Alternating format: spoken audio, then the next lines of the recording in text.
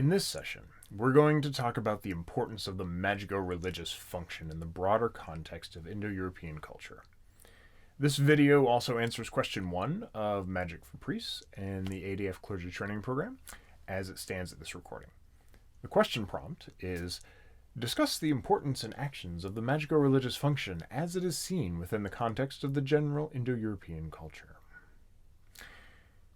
I want to start off by defining some terms. This idea of a magico-religious function is a conglomeration of the functions of religion, spirituality, and magic in the ancient world. You can think of it as that somewhat outmoded notion of a Doomsdalian first function, if that helps, or you can think about it as encompassing the entire spectrum of how the unseen impacts the lives of people. However you want to think about these functions, whether it's through the lens of older academia or a more recent effort at decolonization, these are the aspects that you want to focus on. A lot of what we know, particularly in reference to how religion interacts with society, is that it is seen as a source of, or possibly a maintainer of, law and wisdom and cosmic order.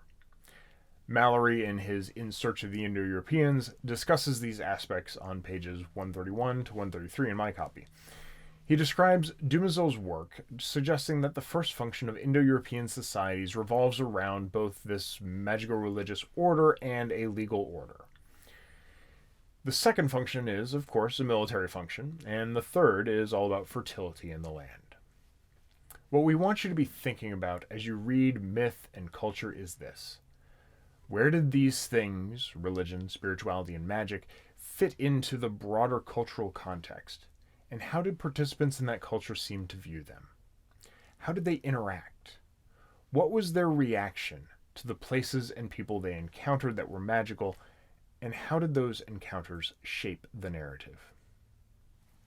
So, what this question is really seeking is an explanation of how people saw individuals who had contact with these spiritual, or perhaps supernatural, aspects of life. Now, my argument has always been that the religious side of the magico-religious function serves as a community-binding function through the creation of connections and communitas that brings people together despite their differences. And that the magical side of the function brings people together by exploiting the differences inherent in the community. The language around this might be complicated. I don't mean anything negative when I say that a magician in the ancient world exploits differences. I merely mean that the problems they solve on behalf of the community are less culturally sanctioned, even though the end result is a tighter, more integrated community connection.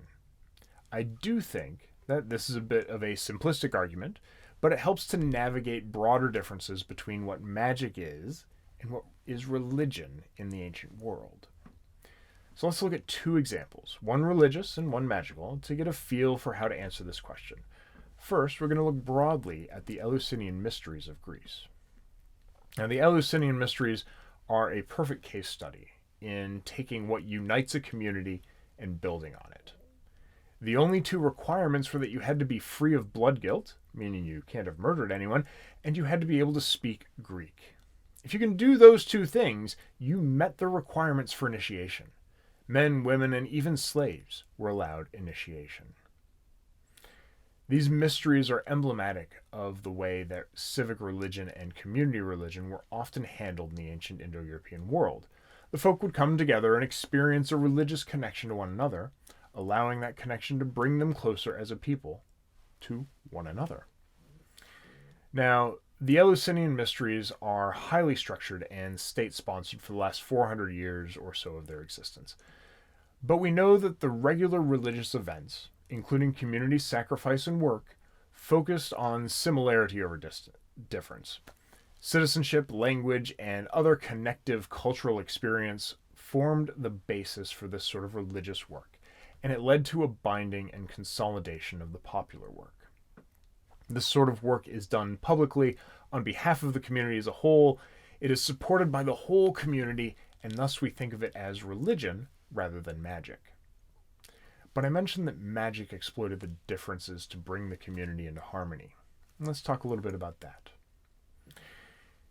It does not take much reading to find that magic done in the dark or in secret or by women, of course without men being involved, as outlawed or worthy of scorn.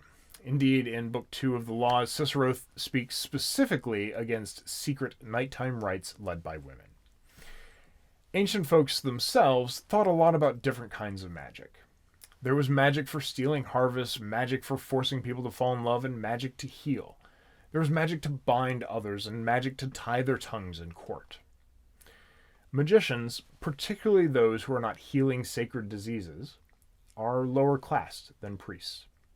They're often described as being part of the edge of society, and Catullus even suggests that all magicians must be born of incest. They are assumed to be women, criminals, or foreigners.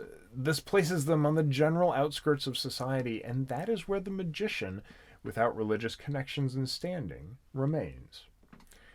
There's a reason that we think about village witches living at the outskirts of town or alone in the woods. The work that they do is done best by those who are not part of the established order.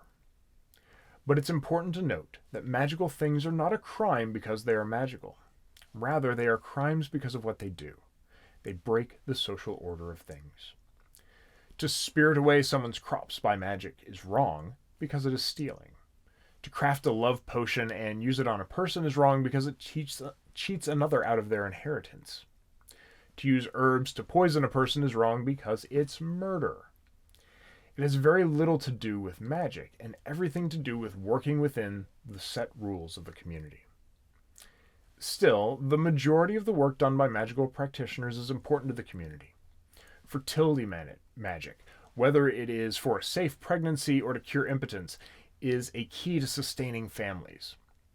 Agricultural magic, so long as it does not steal the crops or rain of another, is vital to sustaining a community. Healing magic, from herbalism to divining an appropriate cure, is vital to sustaining the body and remaining part of society. These focus on what makes a person different from others and brings them into line with the community, keeping them productive and connected when outside forces prevent this. Even in accusations of evil witchcraft or immoral magics, it's about the outcome, not the method, that is spoken and accused. Magic heals and magic harms. How you use it determines guilt or innocence. At the end of the day, magic and religion serve a vital function of drawing the community together. Both are sanctioned by the community in Indo-European cultures, so long as their aims are in line with shared community values. Magic and religion create a stronger, more tightly knit community. Laws against certain types of magic are primarily against the end result of those actions,